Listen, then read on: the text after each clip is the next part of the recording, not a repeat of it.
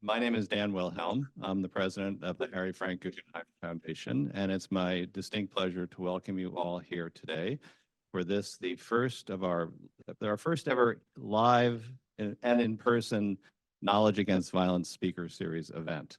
This one, as you know, is entitled Local or Global, The Future of Peace Building in Africa. And we're honored to have two distinguished visitors with us to take on this important topic. First of all, I'd like to thank our two visitors, Séverine Autesserre, a professor of political science at Barnard College here in New York, and João Honwana, who is a senior advisor with the mediation program at the Kroc Institute for International Peace Studies at the University of Notre Dame. So I'd like to thank both of them for being here. I'd also like to thank all of you who have joined us here in person and the many more of you who are watching this online. I'd like to extend a special thanks to the members of our African Fellows program who are with us here this week in New York for a workshop, and you'll hear more about them later for those of you who are able to join us for the reception that will follow. Sadly, those online you're welcome, but if you can get here in time, but I'm not sure what the logistics will be like for you.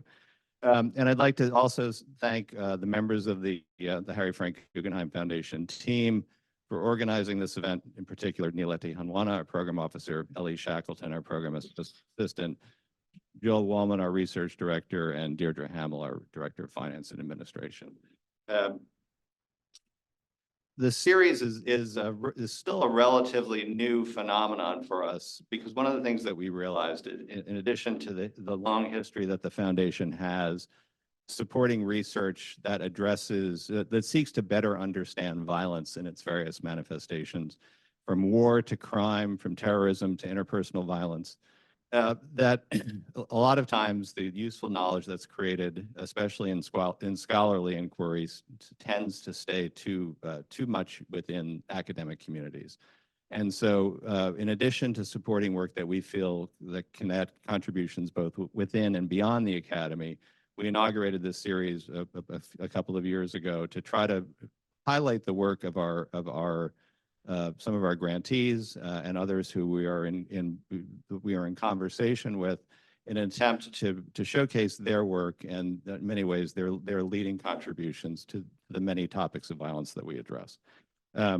So this topic today very much meets that criterion. And so without further ado, I'd like to turn it over to Nieleti, who will introduce the speakers. Thank you again for coming.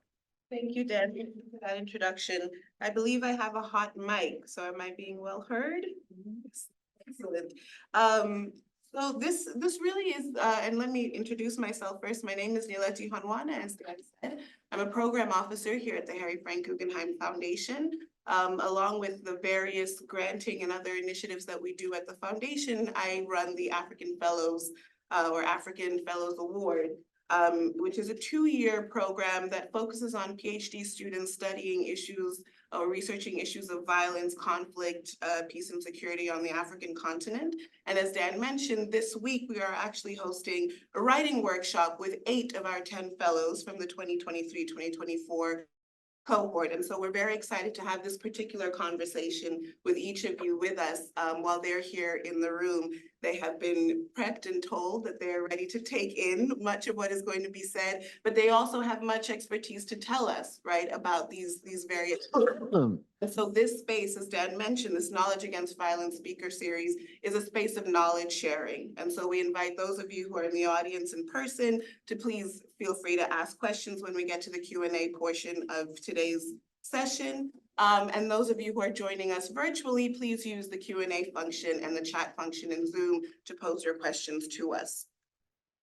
So as I mentioned, this is an important and timely conversation, I think not just on the African continent, though there has been much made of peace building on the continent, but in the Middle East, as we're currently seeing, and even here in the United States. Severine is joining us from Columbia University. I think much of what we'll talk about today has relevance for what we're seeing taking place on American university campuses. This is a conversation, and these are sort of best practices that have been developed over decades. But we continue to see in post-conflict societies, even as we have a some might say robust international peace building agenda, is that we continue to see best practices debunked. We continue to see warring parties enter into and breaking peace agreements. And we continue to see the fallout, right? The millions and millions of people who have been displaced, who have lost their lives or have been injured during conflict. So our conversation today will examine that reality on the African continent, but taking into account really the examples from across the continent that show how the international peace building agenda is often at odds with the local realities, priorities that we know are happening sort of on the ground, if you will. So I will briefly go through today's agenda before I give it over to our illustrious guests, but we will have about a 40-minute conversation, the three of us. I will try and remain as quiet as possible and really allow you to get into a conversation and keeping us aware of time as we go. This will be followed by about 25 minutes of a question and answer. So as I mentioned, for those of you in person, we'll have a microphone, we'll come over to you. So please just raise your hand if you have a question. And for those who are joining us virtually, we'll go ahead and collect those questions and I'll pose them to our speakers.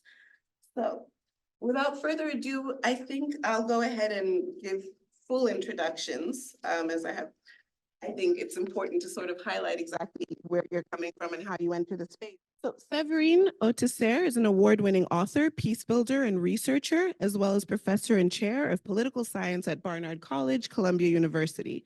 She is the author of The Trouble with the Congo, Peaceland, and The Frontlines of Peace. This is the majority of our conversational focus on your latest book, The Frontlines of Peace. And she has conducted research in 12 different conflict zones, from Colombia to Somalia to Israel and the Palestinian territories. Her research has helped shape the intervention strategies of several United Nations departments, foreign affairs ministries, and non-governmental organizations.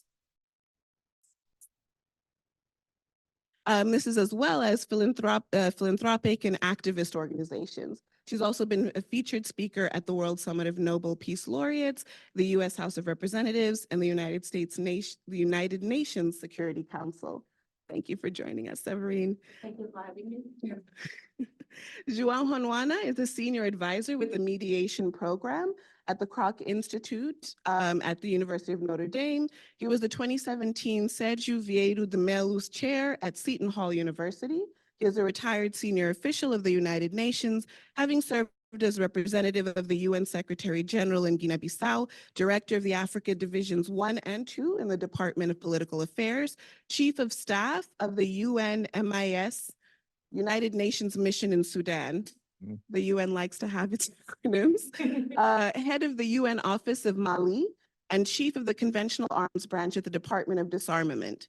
He was also part of the UN team in the Havana talks between the Colombian government and the FARC. He was chief of staff of Kofi Annan in his capacity as the special envoy of the African Union to the Kenyan electoral conflict in 2008. And prior to joining the UN, there was a prior to joining the UN. Yes. He was a member of parliament and commander of the Air Force in Mozambique. So thank you both for being with us. I'd like to start the conversation, as I mentioned, by allowing you just a moment to introduce yourselves and talk about how you come into this work of peace building and how we can define that term as we continue on in our conversation. So, Séverine, I'd like to start with you. Okay, well, thank you so much, Nileti, for having me today. Thanks to all of you for being here. Thanks, João, for joining me for this discussion. It's an honor. Oh, please. So the question is, and thank you, Ellie, and thanks to the entire team of the Harry Frank Guggenheim Foundation for organizing this. It's a really exciting discussion that Nileti has prepared for you. And to me, that's a really, really important one, because when you think about what we're talking about today, we're talking about the fact that more than 2 billion people live under the threat of violence in more than 50 conflict zones around the world. So peace building is really a crucial task for any states and international institutions. And when I say peace building, I really talk about any and all actions that help promote peace before, during and after a conflict. So to use United Nations lingo, I talk about mediation, peacemaking. I talk about peacekeeping, about intervention during an ongoing war. And I also talk about everything that comes once a peace agreement has been signed, and trying to make sure that violence doesn't recur, and also preventing the next war from happening.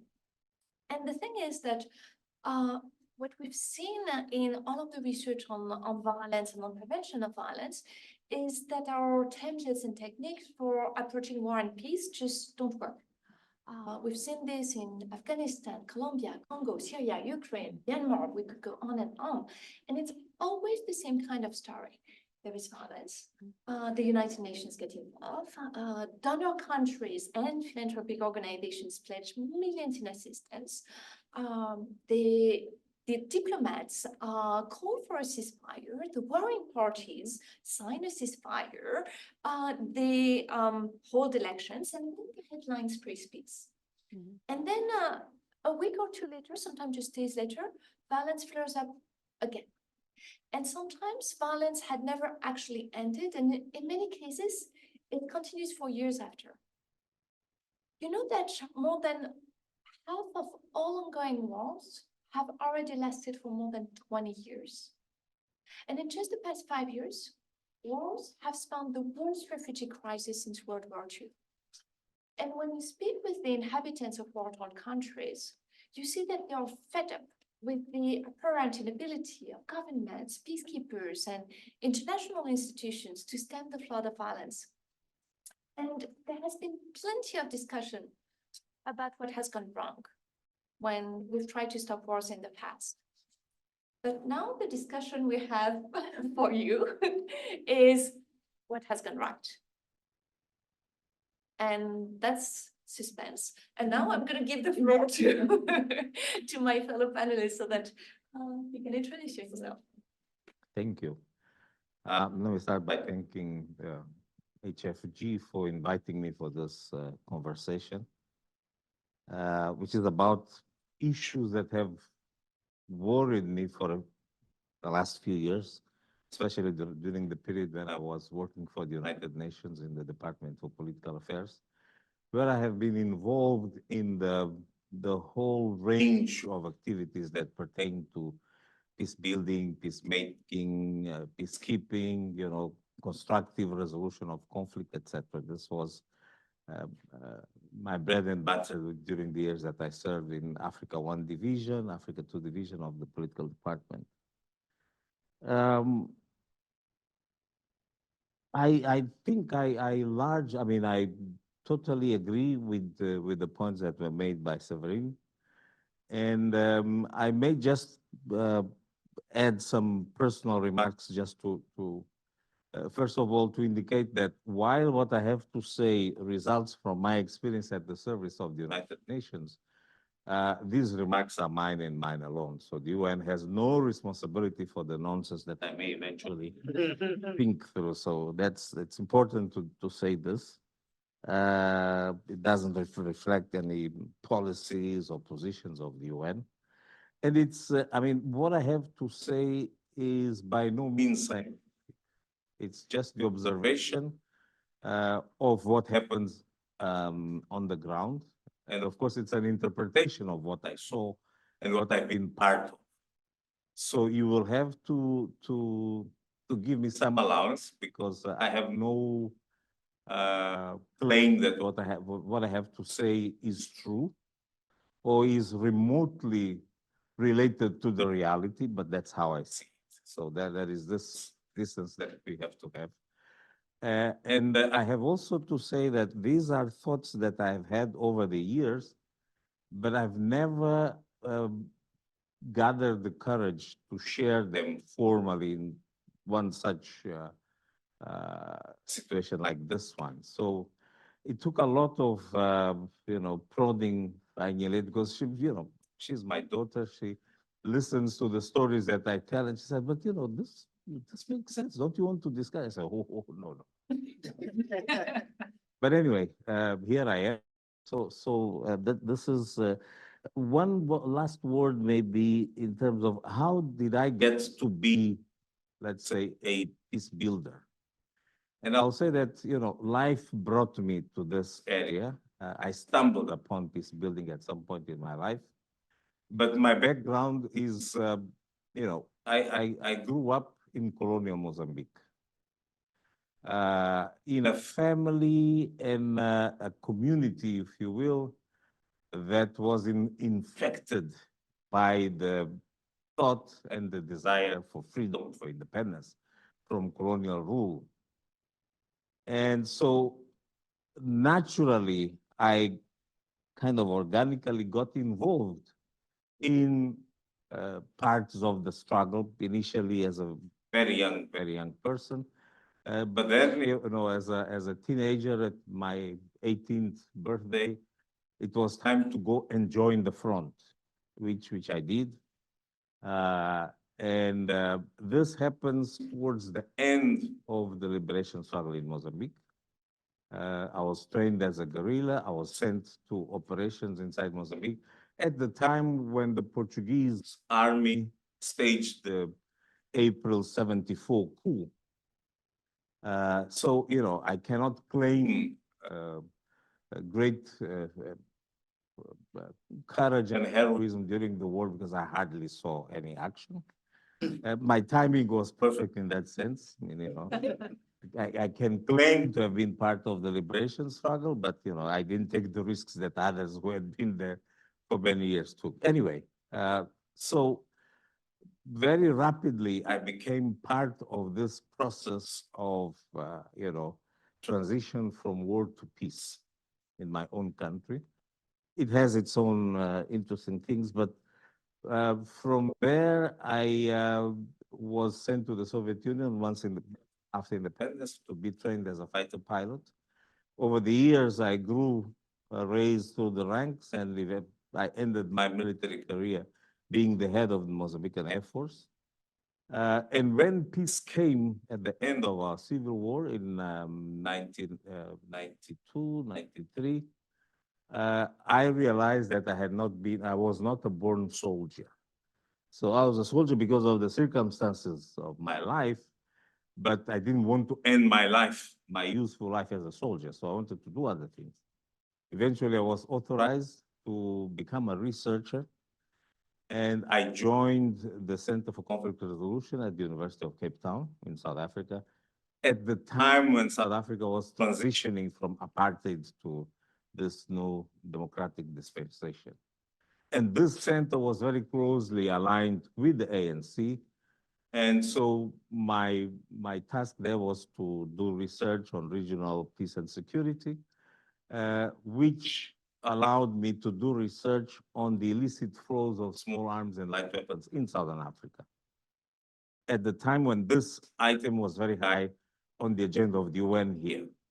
And somebody might have read one or two of the articles I co-authored with some of my colleagues, and they kind of chased me and said, well, we need somebody who has some experience and some knowledge of these processes.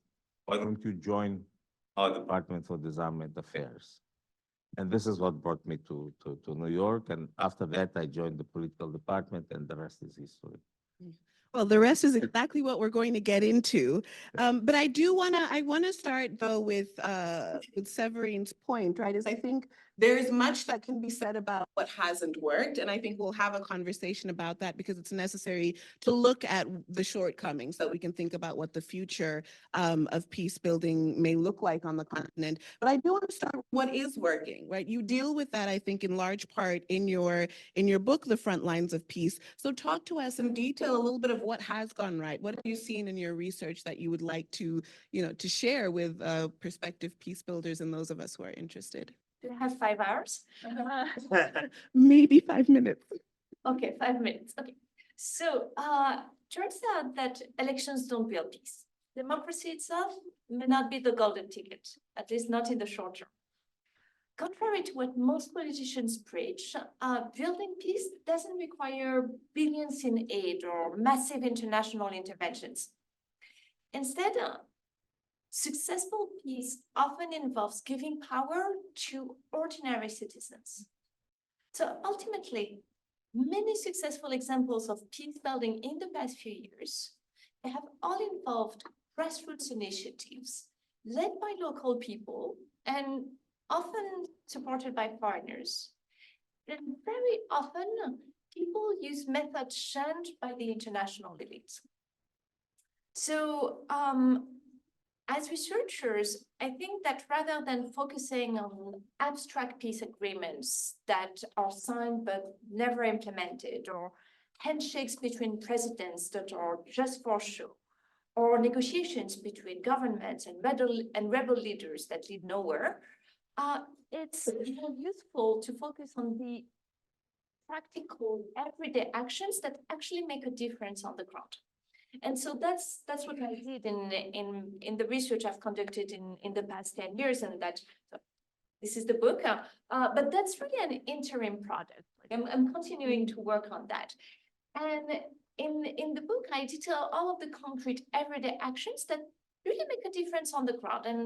And some of these are bizarre, some are common sense, some involve age-old traditions, and some are just really out of the box and I would say weird by American standards. And I show in my research and in the research that I've conducted since publishing that book, I really became convinced that if we want to end violence from war, and if we also want to address violent conflicts at home, whether home is my own university campus at Columbia University that has been embroiled with a lot of violence recently, or whether it's, the broader New York City or Paris or Masisi in Congo. Masisi is currently under attack in the Democratic Republic of Congo, or Bogota or Saint-Georges-de-Montaigu.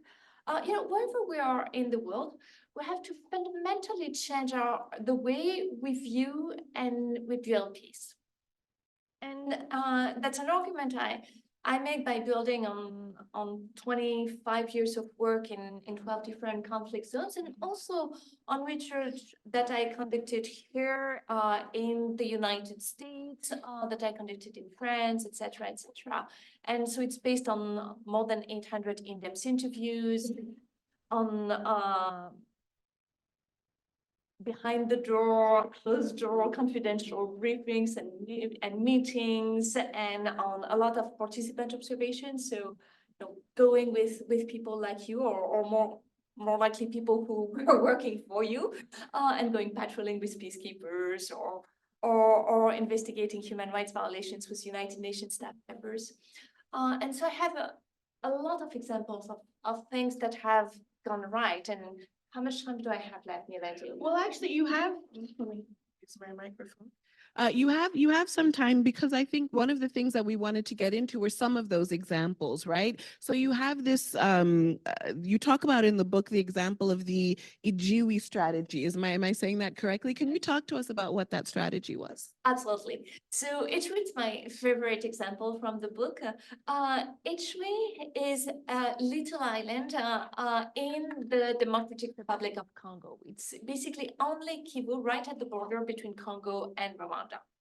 And so you have to know, for those of us who are not familiar with Congo, the Congolese conflict is one of the deadliest conflicts since World War II. It has caused several million people, several million deaths, and it has also been Congo has been the stage of one of the largest and most expensive United Nations peacekeeping missions in the world. And despite the presence of these peacekeeping missions in the world, these very large peacekeeping missions, several million people have died, hundreds continue to die every day. There is still horrific violence being committed every day in the eastern provinces of Congo. But Ijiwi itself, for the past 25 years, has avoided mass violence. So I love the island because it's extraordinarily beautiful, and I have photos on my Instagram account and on my website. But what makes the place even more interesting for a political scientist or an anthropologist, and the piece there even more noteworthy and fascinating, is that each week contains all of the same preconditions for violence that have led to generalized fighting in other parts of Congo. So you have a strategic location. I was telling you that Itchui is located right at the border between Congo and Rwanda, two countries that have been at war regularly since the early 1990s. You can also find in Itchui mineral resources, ethnic tensions, lack of state authority, extreme poverty, a lot of local conflicts over land and traditional power, and many other features that have led to really mass violence in the surrounding provinces. But what's fascinating about Itchui is that the island is peaceful because of the active, everyday involvement of all of its citizens, including the poorest and the least powerful ones. So in Itchui, it's not the state, the police, or the army who help control tensions, and it's not foreign peace builders either. It is the members of the community themselves. And they've done this for the past 25 years by building what they call a culture of peace. By also drawing on, well, by also using very strong associations and local structures that help prevent conflicts. And they also draw on very strong beliefs that help prevent violence by both insiders and outsiders, such as blood pacts. So blood pacts are traditional promises between two parties who agree never to hurt each other.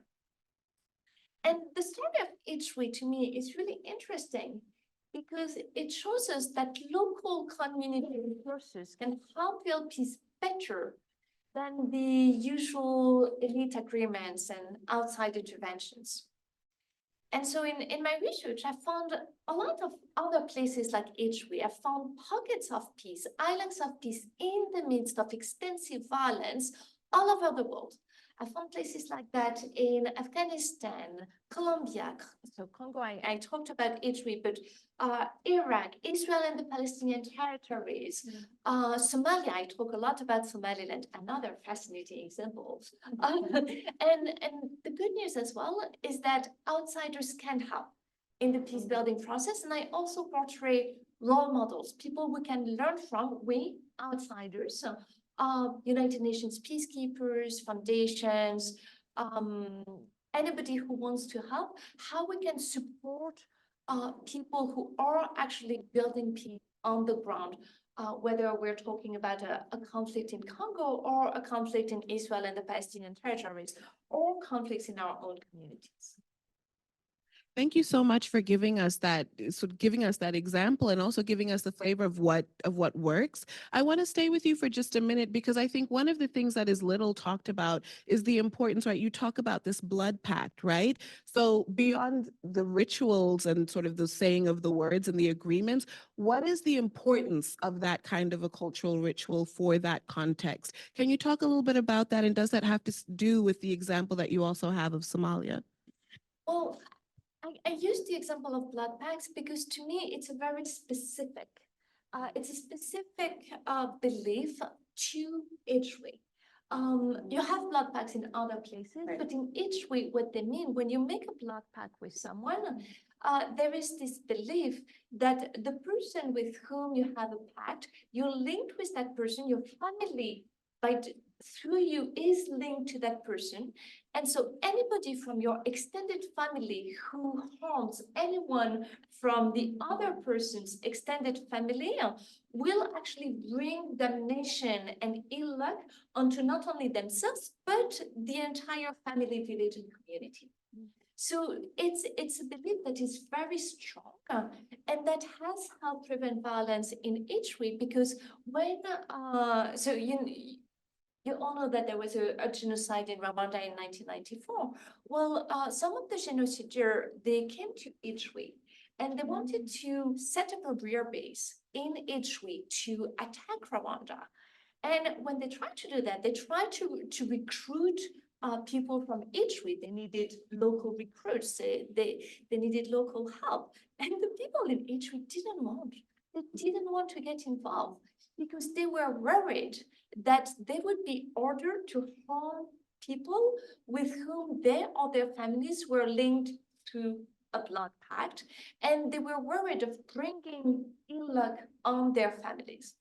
And we've seen over time that whenever people were trying to set up a rebel group on Italy, it failed because people just didn't want violence. And so there is the blood pact, there is also the culture of peace, which I like, which is very specific to the culture of Italy, this idea of saying, we are peaceful. We are not like our neighbors. And it's also something I've seen in Somaliland. That's the parallel I've seen in Somaliland.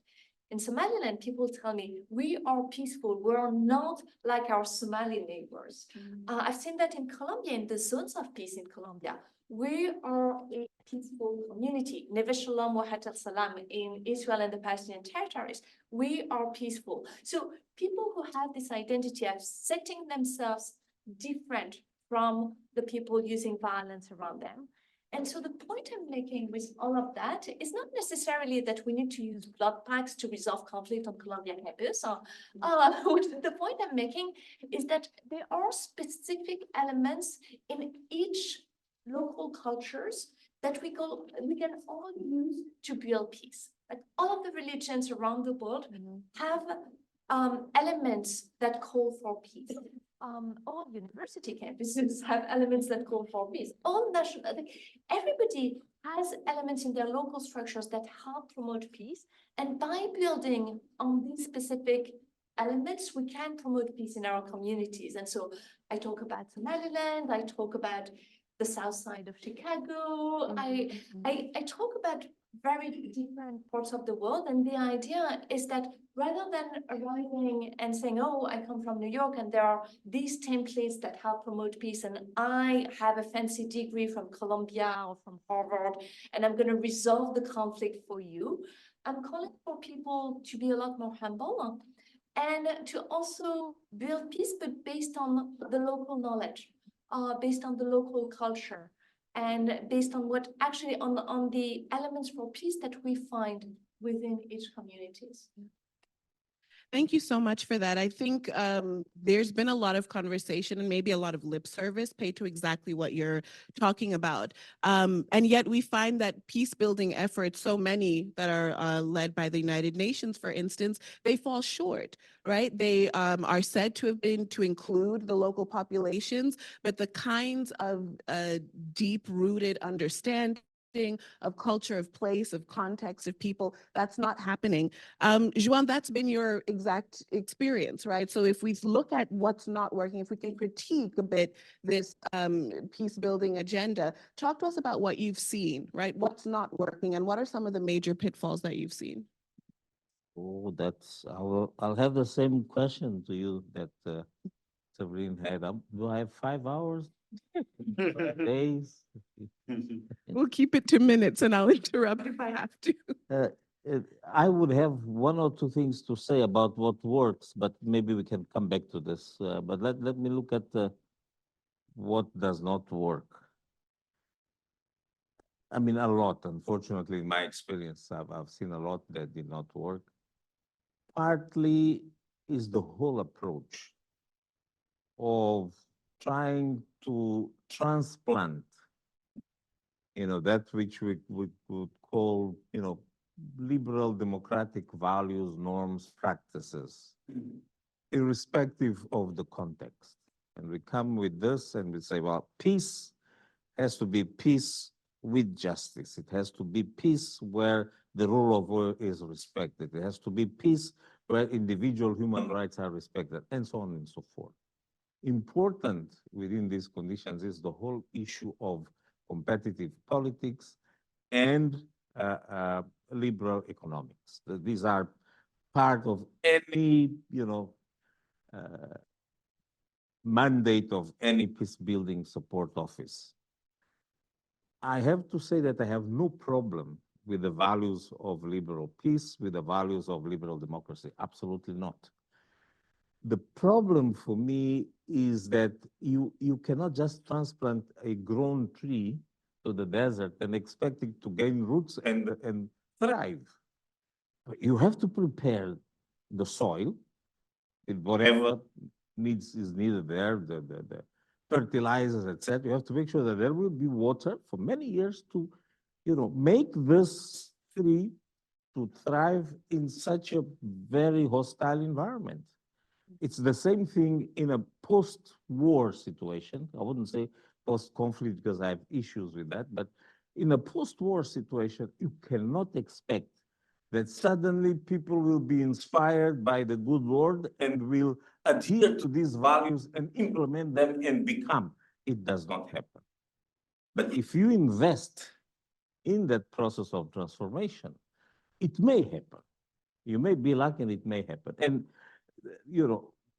there were situations where I saw, because people came with the right approach, and it's this approach of going there, learning from the local people, listening to them, understanding the problem from their perspective, and understanding the solutions also from their perspective. There you are creating conditions for possibility of success. But if you don't do this and you just, come and debit all your knowledge and experience, which there is nothing wrong with it, but it doesn't fit this context. And so for me, the issue of understanding and respecting the context is important. Secondly, when the peace builders come with sufficient humility to say that the main actors of this business are the local people, and all I can do as a peace builder is support, is listen, is to advocate. There are a number of things that can be done. But the central actors, those who are in the engine room of this business, are the local people.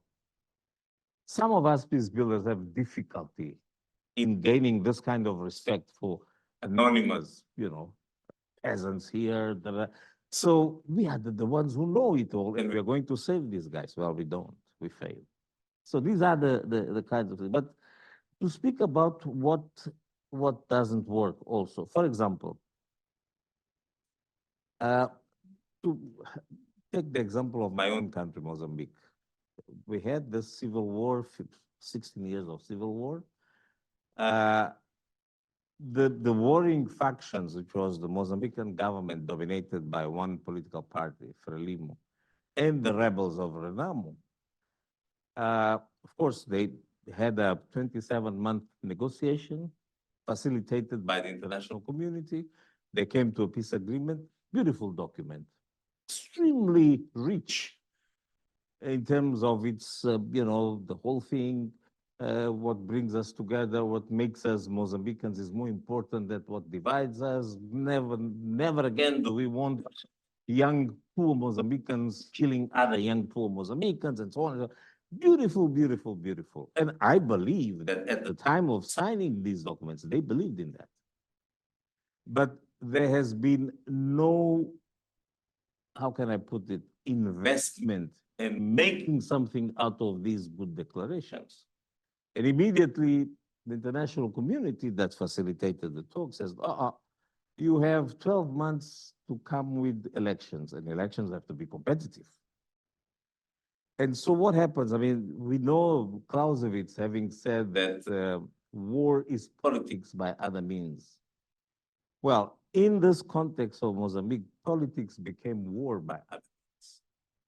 In other words, those two forces that had feelings of, they're enemies, there is nothing that we can.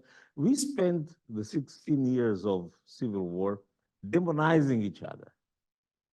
Then overnight we are brothers, and we do the handshaking I'm not challenging the genuine feelings at the time, but then you have to keep building upon this. That didn't happen. Now we organize ourselves as political parties. We go for elections, and elections is a deadly business, deadly serious business. Why? Because he who wins takes it all.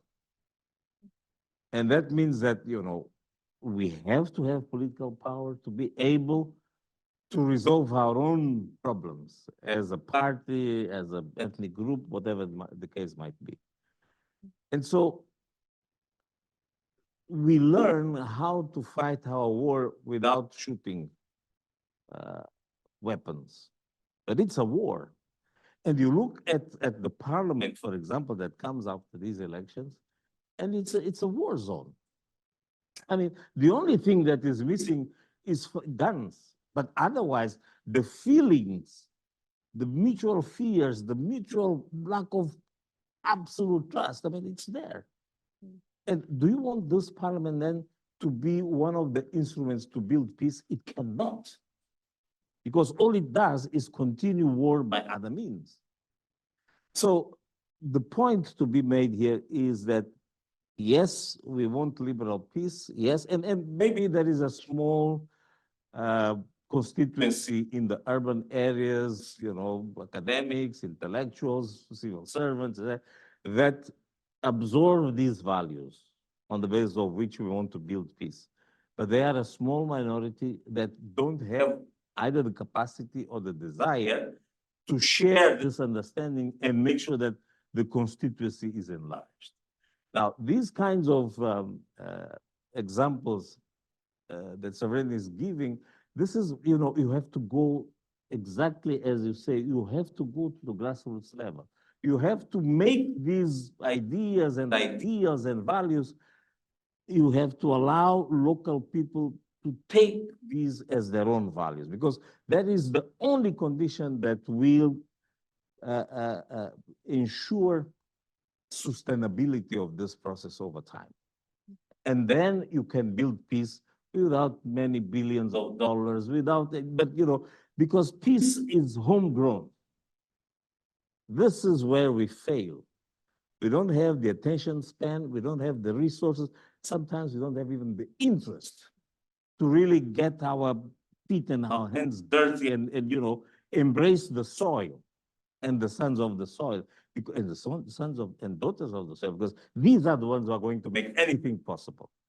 So this is really, for me, the main reason. We can go into other sorts of details, but this is the other point that I wanted to do is, which I made en passant, is the contradiction between the imperative of having political power legitimized by competitive elections and having peace building to continue. I mean, this is, I see a great problem there. You know, eventually we will get to some of the other points that I want to do, but this is really a very great challenge. And I haven't seen in my experience that we, the international community, have been able to address this challenge properly and effectively and successfully.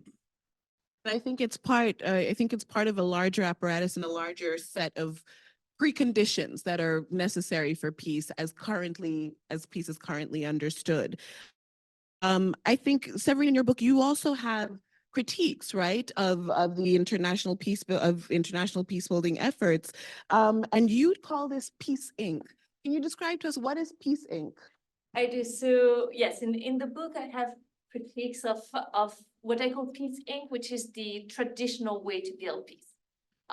Peace Inc. is a kind of cheeky way to refer to the whole peace building industry, with the idea, exactly like João was saying, that we focus on governments, we focus on elites, economic and political elites, and the peace in conventional approach to peace usually excludes ordinary citizens and grassroots activists. And really, much like João was saying, the peace in conventional approach to peace building is predicated on several assumptions that are as detrimental as they are wrong and inaccurate. Like the idea that only top-down intervention can promote peace. So only working with elites and with governments is going to promote peace. The idea that all good things come together, so elections will naturally lead to peace. And the idea that only outsiders, people like us, have the expertise and the skills to build peace. And I show in my second book, actually Peaceland, that was, thank you again, that was whose research was funded by the Harry Frank Guggenheim Foundation. No, seriously, it was, and it was a huge deal for me when I got that grant. But parentheses aside, in my second book, Peaceland, and again in this book, I show all of the problem with our conventional approach to peace, and with this idea that especially the idea of the competition for knowledge. The fact that in the peace building industry, there is this idea that local people do not have what it takes to build peace, that they are incompetent, corrupt, and violent. Otherwise, their countries wouldn't be at war. Aha. And by contrast, outsiders believe that they have what it takes to build peace. And to them, what makes a good peace builder is education or work experience in specialized topics like elections or gender or human rights, and if possible, having worked in many different countries. And in contrast, as we've been talking about, the knowledge of country specialists is usually much less valued, and the knowledge of local people is usually trivialized. And the result is that in virtually all peace building and international aid organizations, foreigners fill the management positions, and local people make up the lower level staff. And the foreigners, they often don't speak the local languages, and they often have very little understanding of the local cultures, societies, and institutions. And the consequences are often absolutely disastrous. So you've talked about many of them, and I also have many stories in the book. Do you want me to tell one? Do you want? Are we constrained by time? No, please do. Okay, so I have one that to me really exemplifies all of that. And again, it's going to be a story about Congo, because that's my that's my country of, like, the country I love. So in 2004, rebel groups took over the town of Bukavu in eastern Congo, and they went on looting, raping, and killing. And I was in Bukavu at the time. I was working for Doctors Without Borders, and the situation was absolutely terrifying. And at a point, a little boy and his mother saw several soldiers enter the house just next to theirs. And they heard shouts and screams. It was absolutely obvious that their neighbor was about to be raped. So the little boy ran to seek help at the nearby base of United Nations peacekeepers, whose mandate at the time was focused on protecting the population. So when the little boy arrives at the United Nations peacekeeping base, he has a problem, because the sentry on duty is a Uruguayan soldier, a Uruguayan peacekeeper who doesn't speak any of the local languages, doesn't speak Swahili, doesn't speak French. The little boy panics. He tries everything he can to communicate what's going on, but still, the soldier, the peacekeeper, still doesn't understand. And finally, the blue helmet, the peacekeeper, breaks into a huge smile, and he makes a sign that yes, I get it now. Wait.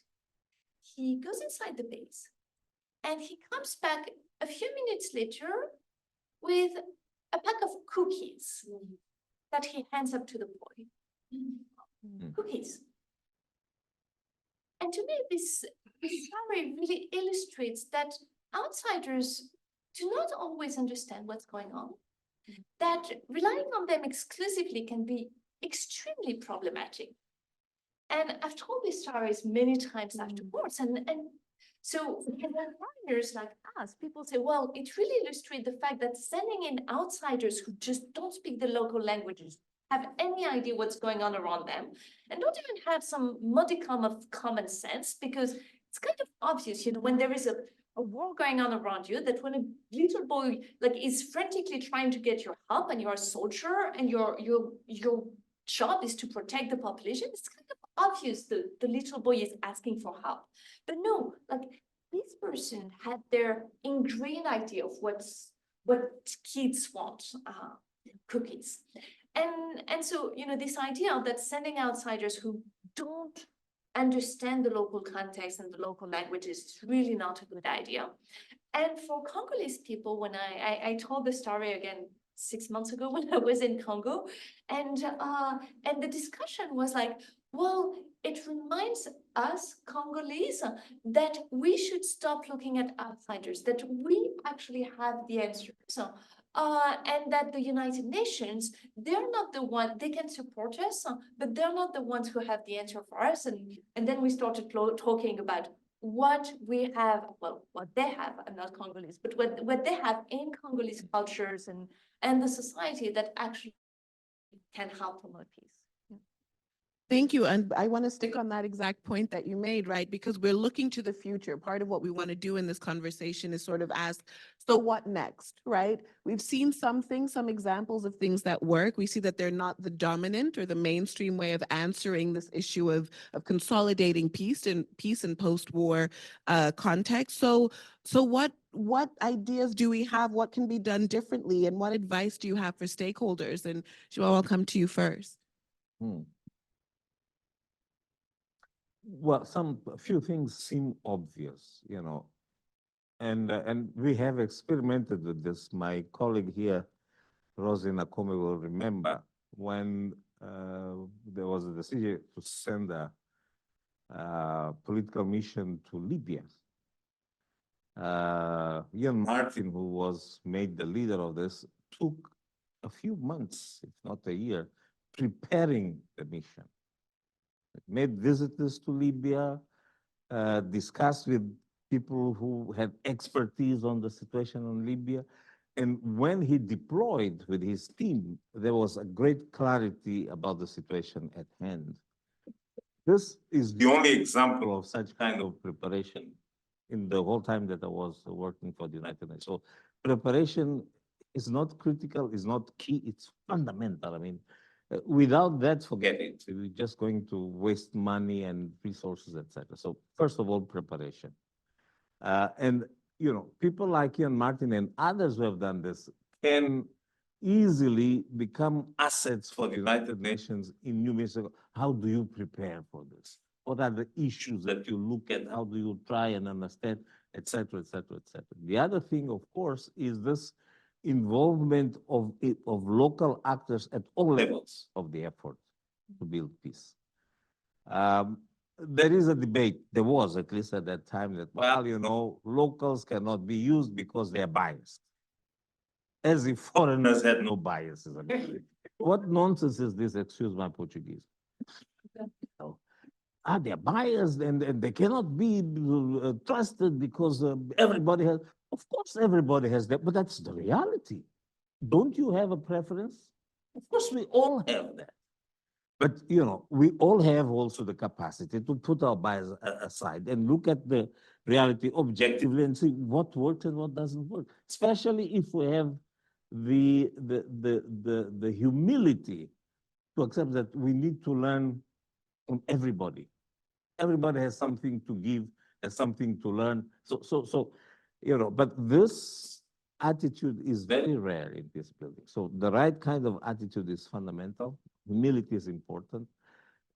Giving a role to local at all levels. And of course, it will force you at times to get dirty because you're working with people who sometimes are accused of gross human rights violations. But if those who made the war are not involved in making peace, well, there will be no peace. If you take them out of course, if the only thing they know is violence, they will continue. So it poses a lot of moral dilemmas. How are we going to? But these are the guys who did. Yes, they are. Now, if all you want to do is to find them, try them, and jail them, well, good luck. This whole thing, I will say something that is not well accepted in these latitudes, but this whole concept that we don't negotiate with terrorists, excuse me, if you want to make peace, well, those are the ones you have to persuade. You can obviously, to make an example of a few, I mean, the way it was done after World War II, it was not everybody who was culpable of huge human rights violations that was tried in Nuremberg. But it was an example, the heads, the more important, yes, but the rest of the people were absorbed by the peace building. I mean, when you implemented the Marshall Plan in Europe, of course, there were many people who had been collaborators, etc., who became normal citizens in their countries and elsewhere. So, we have really to divest ourselves of our own biases if we want to be useful in helping the society move from a situation of war to a situation of peace. I'm not saying that it's easy, but I'm saying that it's fundamental to do that. And the situations where peace building efforts succeeded were such situations where some of the, and we know very well that, well, this guy has done this, but, we had just one example, Guinea-Bissau, 2004. Secretary General Kofi Annan sends me as his representative. 2 weeks after I arrived in Guinea-Bissau, there is what looked like a coup. Soldiers killed the chief of staff and 2 or 3 other officers, and were taking positions in the city, in the radio and television, near the office of the prime minister, near the presidency. I wake up, I'm getting ready to go to work. I don't know my way around the town of Bissau because I've been there for a couple of weeks, if that long. And I get the phone call from the prime minister saying, well, we see soldiers everywhere in the main places, etc. This is a coup. Do something, Mr. Representative of the Secretary General. I said, oh, okay. So, okay, let me come to you so that we can. No, come. I'm in the office. So, I'm driving around town from my hotel room to the Prime Minister's office. And what captures my attention is that, yes, there are soldiers everywhere in the main intersections and everywhere. I mean, heavily, but they are just standing there peacefully. And what's interesting, I mean, in the city of Bissau, every little space in the sidewalks is used for people to do their trade. So, the city is a huge informal market, and what you see is that people are coming, normal people buy this, they chat, they talk to the soldiers, nothing happens. And I said, well, remembering my time in the bush, when suddenly the bush is quiet and you don't hear the small animals of the bush, the little noises that mean that there is life here, you say, oh, there must be a predator here, because everybody who habitates here is afraid and everybody's quiet. Bissau, under this coup, was normal. The noise, the chat, I said, it looks like a coup, but it doesn't feel like one. Anyway, so I get to the prime minister and I tell him this, and he says, well, we are talking to them, but it's touch and go. And so eventually I get to, the foreign minister arrives, and that was the moment I met him. I had not seen him before. And so we go around the different military entities in Bissau to see where is the headquarters of this coup. And eventually we find the place and we go. And, after a whole day of discussions conducted in Guinea-Bissau Creole, which I didn't understand, but I was sitting there, and sometimes I would have somebody explain to me. But just by observing the dynamics, what happened is that the foreign minister fundamentally, persuaded this group to transform their attempted coup into something else. And in the end of the day, the exile said, no, this is not a coup. This is just, we had problems with the chief of staff because he was stealing our money and this and that and the other. So, we kill him. And they use this image. It says, well, when the big man, homem grande, is eating rice, which is the staple food in Guinea-Bissau, he has to open a little bit his fingers so that, a little bit of the rice falls here. So that us small people, get busy finding and fighting over this little bit. But when the big man closes the hand and nothing falls, we see him eating alone. So we kill him because we want this food. I mean, this is, a very simplistic and horrible logic. And engaging with these young souls, I said, but how do you treat life so cavalierly? And so, because our life is permanent suffering. I mean, you have a good life because you have a car, you have this, you have a family, you have this.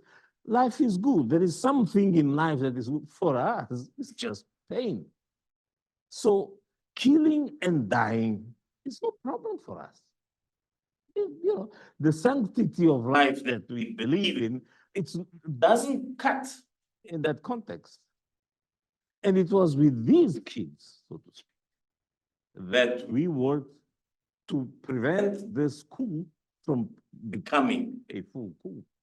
Now you'll ask me, but how can you negotiate with these kind of people? Well, not only we negotiated with these kind of people, it was the representatives of these kinds of people that became heads of the armed force in Bissau during that transition. Again, I mean, it poses tremendous moral problems, but that's the reality for you. And forces us to think differently because not all contexts are the same. Before I open it up to audience questions, both virtual and in person, I'd like to end with you, Séverine. You do talk about in the book sort of the importance of outsiders in looking at peace building. You also talk about advice that you have for aspiring peace builders, policymakers, and others, including donors and foundations and philanthropic organizations. So would you please close us out on that note? Okay, so I have advice in the books for peace builders, aspiring peace builders and peace builders who work on the ground. And I have a very nice, well, my mother-in-law drew the, it's always nice to have family who contribute to one's book, I think. Anyway, it's page 153. I have a very nice drawing that summarizes all the advice I have for peace builders and aspiring peace builders. And then in the last chapter of the book, I have advice for ordinary citizens like you and I, and etc. But you also ask advice for funders and foundations, and that's not in the book. So let me use the time I have here, because the rest you can find it in the book. For foundations and researchers, okay, let me make 3 points. The first one is that we need foundations to fund more research on peace and on success. There is this focus on violence, the Harry Frank Guggenheim Foundation. Like, your mandate is to work on the causes. You have 3 verbs: causes, something, and prevention of violence. But in fact, the kind of research that you fund, when I looked at the research that you funded, that I did, was on the causes of violence, on failure of peace building. All of the research that is funded is on the causes of violence. And I was in touch with various people working for the Harry Frank Guggenheim Foundations in the past, who were telling me there is a debate within the organization. Do we want to fund research on peace, or is it out of our mandate? And I understand that still that the decision was to focus on violence, which is great for your foundation, except that the United States Institute of Peace actually also funds research on violence, and very little research on peace, and the research on peace is on the failure of peace and the failure of peace building. And so there is very little research on peace itself, which I think is in part linked to the fact that there is very little funding for research on peace. Same thing for the research on success. A few years ago, I published an article showing that there is very little research on, what actually succeeds in terms of peace building after mass violence. And there is still, in 2024, there is still very, very little research on success. So we need funding and we need research, a lot more research on what actually works, and on peace, which is not necessarily the same as just eliminating the causes of violence. It's a lot more complicated, and it's a whole research topic in itself. So research on peace and on what works in peace, not only the failures. The second thing is that I think for funders, what I see is that a lot of funding agencies are pushing us in silos. They're pushing us to focus on, how I'm different and better than my colleagues. What's the gap in the literature and how I'm doing something so much better than all of the other scholars. And so while I think the research on peace and on peace building has reached a stage where what we need is actually to look at what unites us. I'm going to be the really peace building scholar here, but truly we have reached a stage where we need to take stock. And we need to think, okay, there is so much contribution from all kinds of disciplines, from all kinds of scholars, but we don't have, we need to put it all together to see where we are, and then where do we go from there? We need that. And we need to stop thinking in silos, like disciplinary silos. Like I know that the way I write a grant for the National Science Foundation or for the John Simon Guggenheim Foundation, it's going to be political science because people who will evaluate my applications are political scientists. While in fact, the research on peace, I want to draw from anthropology. I want to draw the best research on peace draws from all kinds of disciplines and all kinds of fields and subfields. And that's something that the Harry van Guggenheim Foundation does very well, is not pushing us to be discipline specific and also recognizing that what we learn abroad applies at home and vice versa. Again, there are foundations that have different funding schemes, whether you work on foreign countries or where you work on your own country, and also integrating practitioners' knowledge. There is very few funders that really push us to integrate practitioners' knowledge. And the last advice, if I may, the last advice I have for funders is to take risks. Because everything I see now is, funders funding a major piece of scholarly work, meaning like a book or like a series of articles, which is absolutely great if we want to have an impact on academia and on research. But this book, that's not what has impact on, the United Nations Security Council, on the practice. People don't have time to read my book. What I've seen, the impact that I have, is the closed-door briefing that I've done based on the book when I've spent 2 hours, something I cannot leave on my CV because it's completely confidential, but I briefed this ambassador, I briefed this high-level envoy, I briefed this really high-level, board of administrator. That's what actually creates change in society. Or I worked with people who have power, with ministers, etc. That's what has power. When I do media interviews, I over-prepare, takes a lot of time.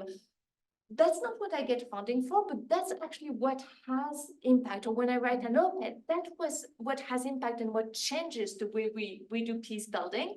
But that's not, it's considered, for funders, it's considered it's a plus, it's a luxury, it's the icing on the cake. But what they want is a major piece of scholarly writing. And so my pitch for funders would be, hey, take risk and fund research that may not result in the kind of, traditional book or scholarly article in the top journals, but that may result in things that actually make a difference on the ground, because that's what really matters to people who live in conflict zones. Absolutely. Thank you for that pitch. We'll take it. And I think it's part of, I can say internally, it's part of the thinking as well, right? Is thinking about, it's not just about the production of knowledge, but it's disseminating it within and beyond the academy, right? So thank you for those notes. We do have about 15 minutes, so I would like to open it up for questions from both our in-person and virtual audience. I'll give those of you who are in the room the opportunity to raise your hands, and I will ask Ellie to go around with the microphone for us. Thank you very much. Hope you can hear me. Just as a way of introduction, my name is Rosalyn Akombe. I work in the United Nations Department of Political and Peacebuilding Affairs. Great to see you. Hi, boss, João Honwana. We miss you. As I keep saying, I'm you too. they don't make them like you anymore. So we do miss your leadership. And really, Prof. Séverine, very great to hear your points. And I think the last point you made is really important, because now that I've heard you, I'm interested in what else you've written. And since this is a crucial year for the UN, where we are doing we're starting to prepare the Secretary General's report on the review of the peacebuilding architecture, I am interested in looking at your work, and I'll probably follow up to just learn a bit about that. And really, I think the point, Séverine, you made is really important about how we speak so much about peace, but actually we're talking about violence. And I think changing that narrative and looking more at peace, really from positive peace, if I may use that term, is really where we need to be heading, both policy-wise, but also in terms of the research that you do.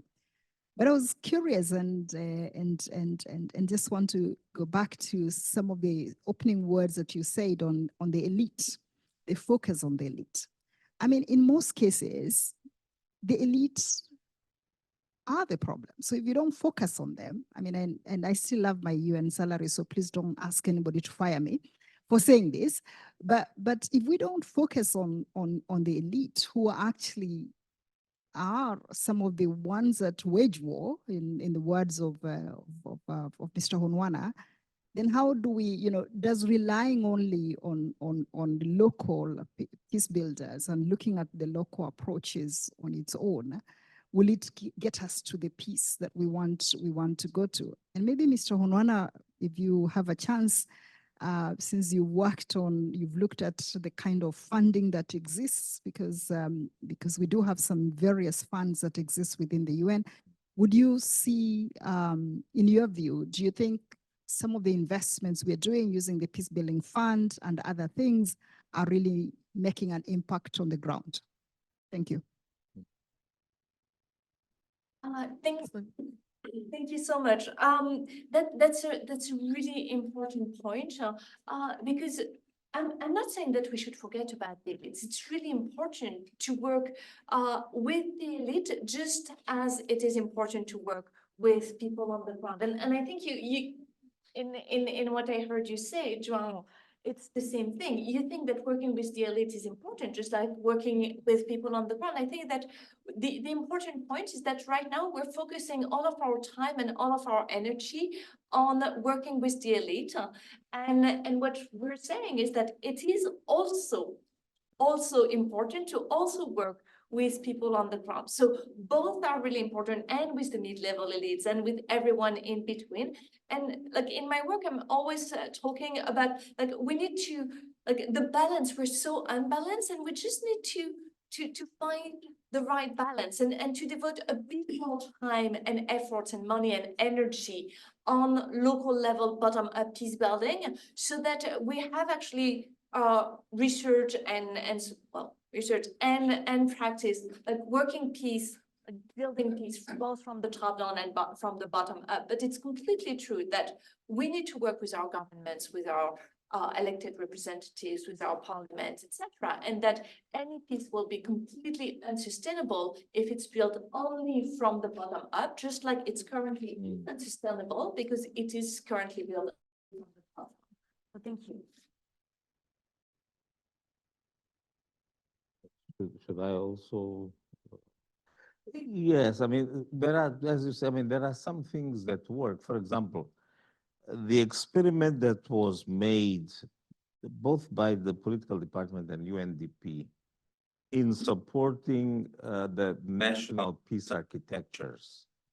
It was, you know, I think it was extremely useful because it showed precisely the promise and the limitations of bottom-up building peace. At the point where this exercise at grassroots level begins to challenge the interests of the elite, they kill it. You know, so if you don't manage to build this partnership between the top and it's, I mean, it's much easier said than done. You know, there will be limits in what you can do, and there are a number of situations. I didn't speak about this exercise that I was exposed to, which was participatory research as an instrument for peace building, where, you know, peace builders would go to a country, identify an institution at university or whatever, partner with this institution, and then conduct participatory research at grassroots level, at all levels, involve this entire society in discussing the violence, its origins, its consequences, peace, how do we do it, how do we do reconciliation and all, but make it a problem in the presence of the minds of everybody, or as many people as possible in this society. Then you're building a constituency for peace. And then you may have, but everybody has to be involved, and you have to create these kinds of partnerships. But if you work only at the grassroots level or only at the level of the elites, at some point, these two worlds will not, you know, cohere, and therefore your investment is lost. And on participatory action research, it's actually the kind of thing that I show in my book works at the local level just as much as it works with the elite, just like what we've been talking about, this idea that not coming with a template, not thinking you know better, taking your time. These are all advice and building on insiders' knowledge. These are all advice that work both at the highest level as, you know, in the most rural village, remote village. Excellent. So there are a few questions coming in virtually. And before I come back to the audience, I think, Séverine, why don't I pose one to you and then João, I'll have another for you. So there's a question that's asking, looking at peace builders as advocates for justice.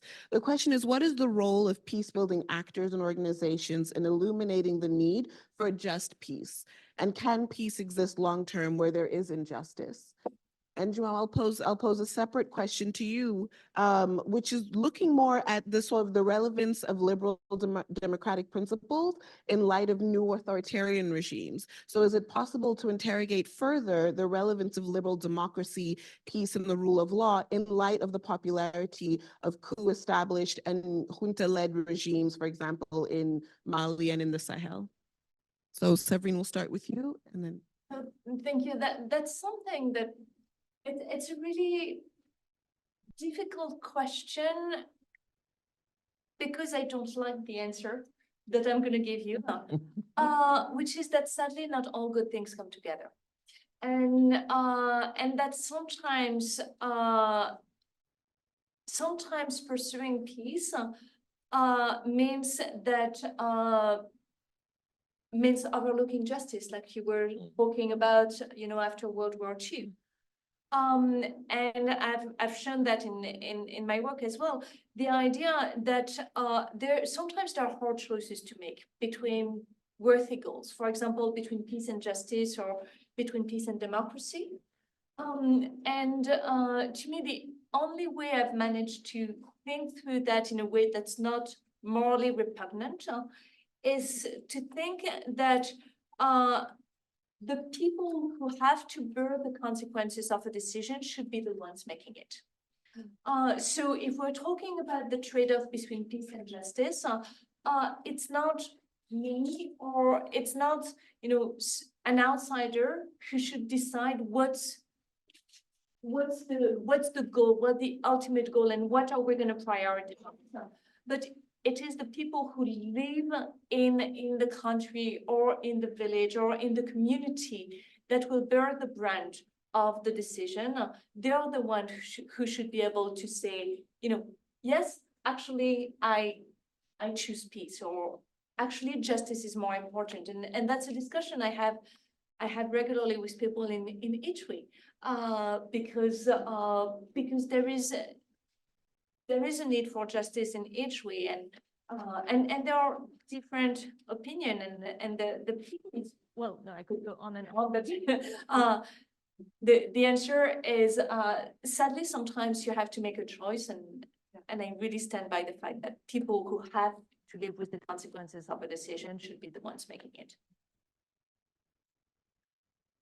Can I also, take a minute to speak about this? I mean,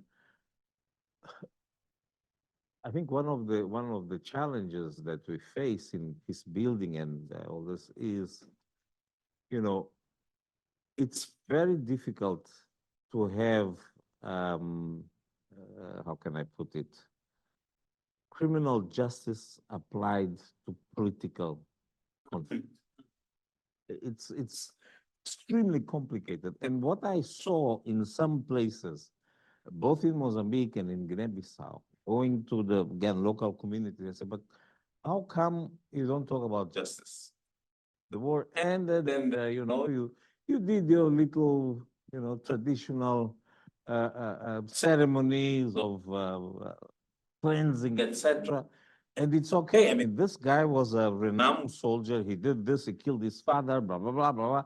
And he's just wandering around. What is this? How can you have peace without justice? That's me. And they say, well, we have already suffered this war. And if now you come and say that I have to take my son who did these things, or my neighbor who did, for further suffering, it's enough. We don't want that. And we are satisfied with the projection of justice and peace in the future, but we don't want to be dwelling in the past again. It's not for us. And that's something that had never crossed my mind. I said, well, those who were the victims will want justice. The problem is that this entire society was victim. One day you are victim, the next day you are a perpetrator. And this is the reality in the life of all these people. So how do you bring now this criminal justice to this context? It doesn't work. And locally, people say, now, we are satisfied if people, we know who did what, we know perfectly. If they come through and they say, yes, I did this, and, it was bad, etc., etc., and then we do, there have been wars before this war. And our society had ways of dealing with it.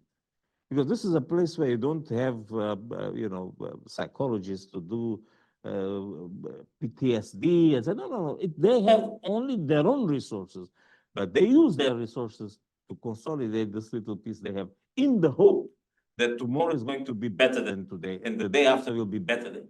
And this is the way they project issues of justice and peace, etc. Now, is this correct? Is this scientific? I wouldn't go there. But does this work at that local level? It works. Of course, it has limits. But it's a starting point. And if you look at the situation in Mozambique, I mean, until this moment, I mean, the war ended in 1992, 93. And then there were, pockets of violence, this war between the government and Renamo in the center, but that is ended. I mean, it has been a peace which results of a compromise between the elite and the counter-elite, the government, Frelimo, and Renamo.